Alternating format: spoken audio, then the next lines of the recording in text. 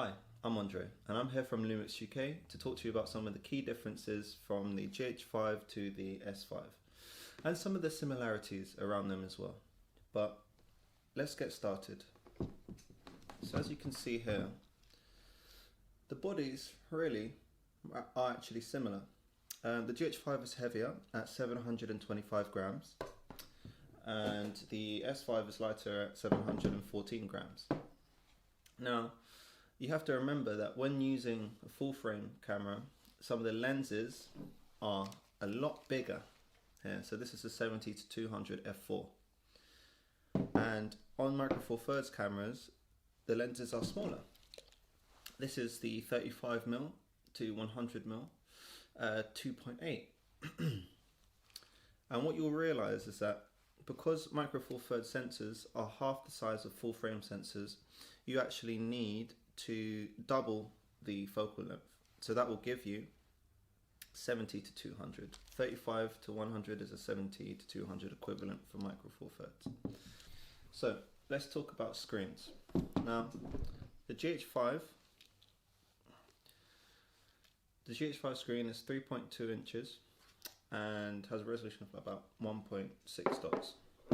And the S5, the screen is 3 inches and has a resolution of 1.8 dots. Now, the S5 has a high resolution on the screen, but the GH5 has a higher resolution in its viewfinder. So its viewfinder is actually 3.6 dots and the S5 is 2.3 dots. And again, both perfectly usable, but if you're constantly looking for the viewfinder, then the GH5 will have the edge. So batteries. So the GH5 battery, or the BLF19, has 1,860 milliamp hours, or 400 shots, and the BLK22 is a 2,200 milliamp hour battery, or roughly about 440 shots. So they're both actually very similar. Can see that there. And the S5 battery will work in the GH5 and the GH9, but not the other way around. The S5, what you actually can do is, as you're shooting, you can, if you have like a power bank, USB-C power bank, you can actually pop that in to the USB-C port and it will trickle charge, which saves you from having to carry around loads of extra batteries. Whereas you can actually for both of them, you can get like dummy batteries and you can charge them that way. SD cards. So the S5, they both have dual SD. The S5 has one UHC 2 and one UHC 1. The GH5 has 2 slots and they're both UHC 2. And this is fine for the S5, because its hungriest format that it's going to be using is going up to 200 megabits per second, which UHC 1 cards are fine for. Whereas on the GH5, it's going up to 400 megabits per second. So it will require a faster card, which are generally usually the UHC 2 cards. Now, what else can we see? So, okay, HDMI ports. So the S5 has a micro HDMI type D, so type D HDMI, micro HDMI, and the GH5 has a type A, so it has a full HDMI. Now, I know there's some things with that people hear about micro HD, but if you buy a high quality micro HD, micro HDMI cable, then that's just going to be as sturdy as a HDMI cable. It is also important the quality of the cables that you're buying, but they're able to transmit roughly the same data rates, but again the S5 is able to, if you use an external recorder, it's able to output 5.9K out of that, ProRes RAW, B-RAW and all those bits as well. So what you also will notice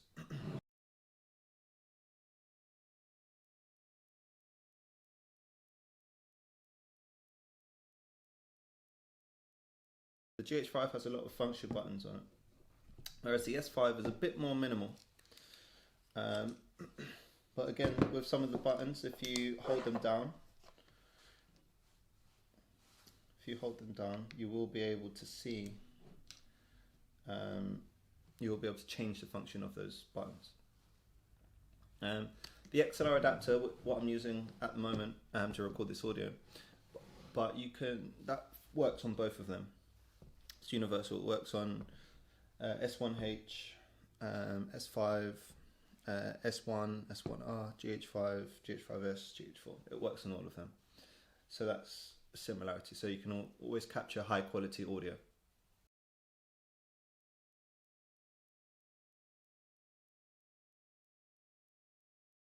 Okay. So then that brings us on to our dials. So what you'll notice right away is that the GH5 has a creative mode. The S5 doesn't, but the S5 has a slow and quick mode, so S and Q. And basically the S and Q dial setting, it allows for you to create time lapses or slow motion videos without using a computer. It also allows you to have a mode separate from your video mode. So for example, if you have a standard 25 frames per second, 25 or 24 frames per second video mode that you always rely on, and then it's on the off chance that you want to actually do some slow motion, you can actually just switch to slow and quick mode, get that done, switch back, and then you have your settings. Whereas before you just had to change your current video settings and then you had to fiddle with everything to get that back, and that will kind of hinder your workflow. Also on the other side, you'll notice that on the left dial, these ones here, you'll notice that the GH5 has the 6K burst mode and the post focus mode, but the S5 doesn't. On the S5 you'll access them through the actual menu.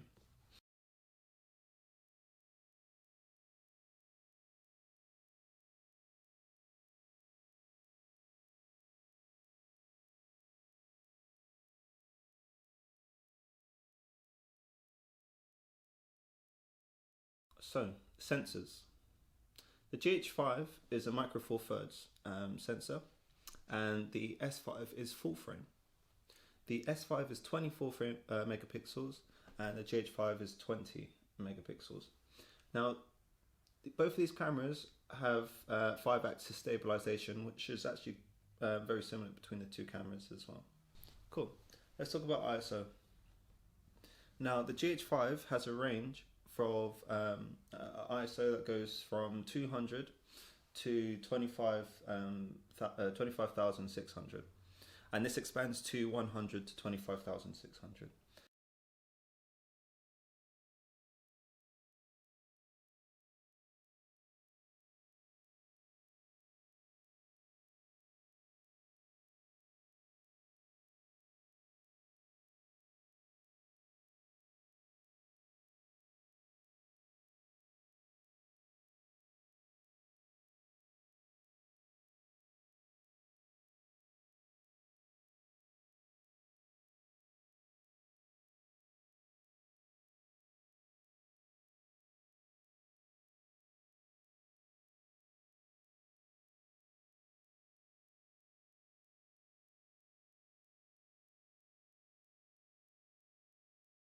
The S5 has ISO range of 100 to 51,200, and this can expand from 50 to 204,800. So you got a lot of range.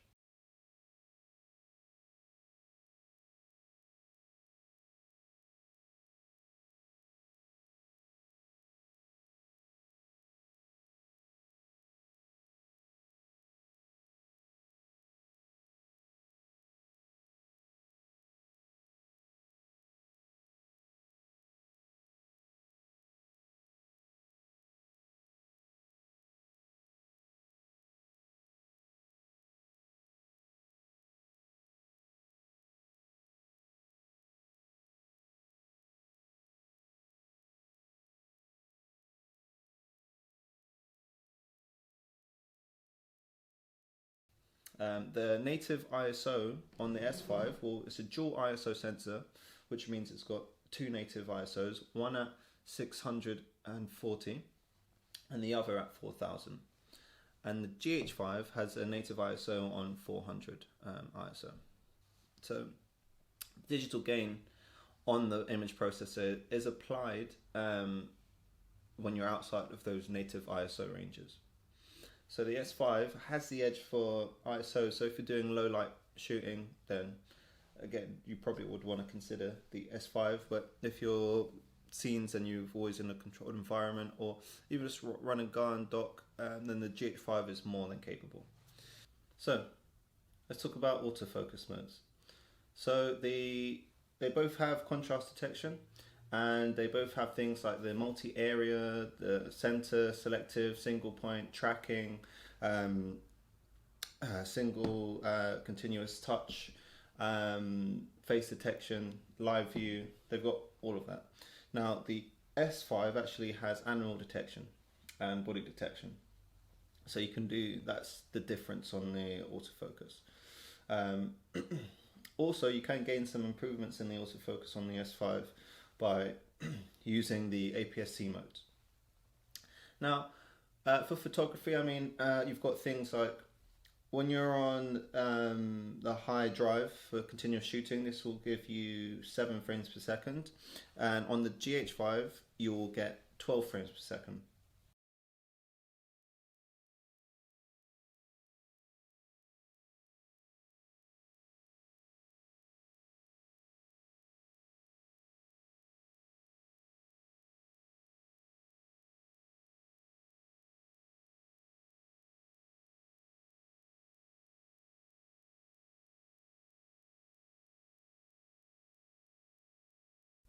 On the S5, what you would do is that you would switch to the high drive, and then when you press quick menu, you would access the 6K mode by toggling that, and you can preset them so that they're set to each one, the low or the high drive dial. And to access your post focusing modes, you also need to go into the menu to do that as well.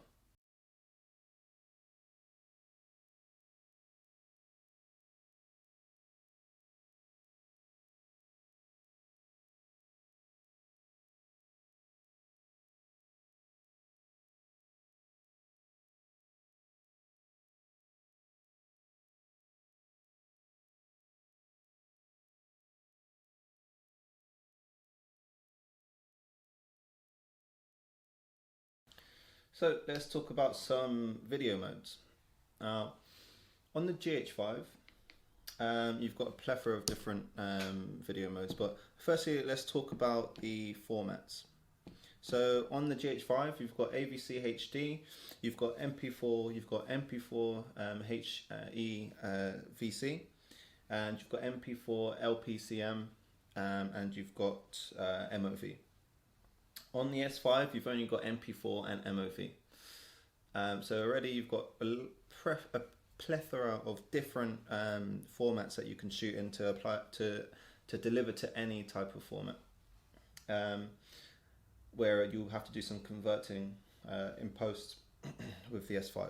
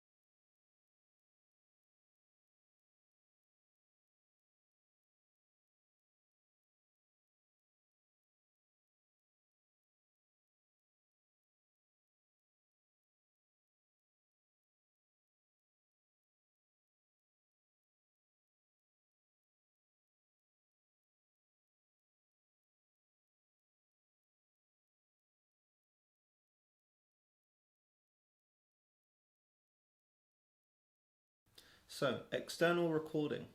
So if you're using an external recorder or monitor like a Ninja 5 or something like that, on the S5 you'll be able to output ProRes RAW, and if you're using a Blackmagic Video Assist, you'll be able to output B-RAW through that On the GH5, whether you're using either one, you'll only be able to output ProRes.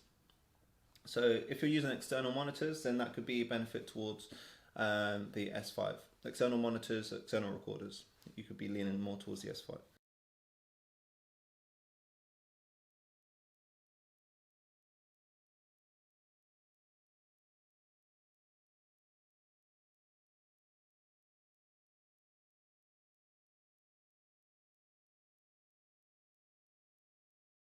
So let's talk about dynamic range from your footage, your video footage. Now, using Vlog, Vericam log, the S5 will be able to, you'll be able to squeeze out 14 plus stops of dynamic range. And on the GH5, using Vericam log Lite or Vlog L, you'll be able to output 12 plus stops. So although it seems like a small difference, that's a lot more information that you can pull out from the S5.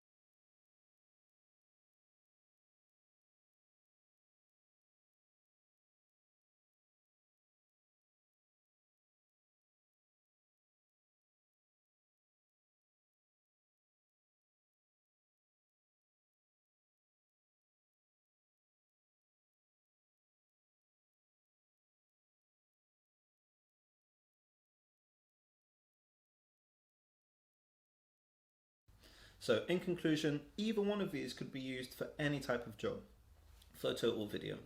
With a little bit of know-how, you'll be able to get your images or your footage just looking fantastic. In conclusion, either one of these can be used for any type of job. You just need to kind of know your way around the camera, and you'll be able to shoot, edit, and you'll be able to squeeze out a brilliant image or footage. The GH5 is a brilliant stills and video camera, and so is the S5. But the S5 brings all of the benefits of the full frame. So the low light performance and the dynamic range. So if you're being really specific, so if you need to do a lot of shooting in low light scenarios or unpredictable scenarios in terms of lighting, then the S5 will probably have the edge with the dual native ISO in those scenarios. But if you've got control over your lighting, if you need to do some small run and gun shoots, or you need to be in and out of places really quickly with a small camera, the lens options for the GH5 are fantastic, and the camera is able to deliver up to 400 megabits per second, so you can actually squeeze out some really high quality footage to deliver to anything. The GH5, again, it has a high bitrate for video, it has a higher frames per second rate for photo. The S5, again, better low light performance, higher dynamic range, and then more video options if you're shooting using an external recorder. They're both really capable, and again, choice is yours. So when stores open up, you'll be able to keep your eyes peeled on the Wex website for some in-store visits. I'll be bringing down a bunch of Lumix kit, and you can get more hands-on when we're allowed. Okay, all right.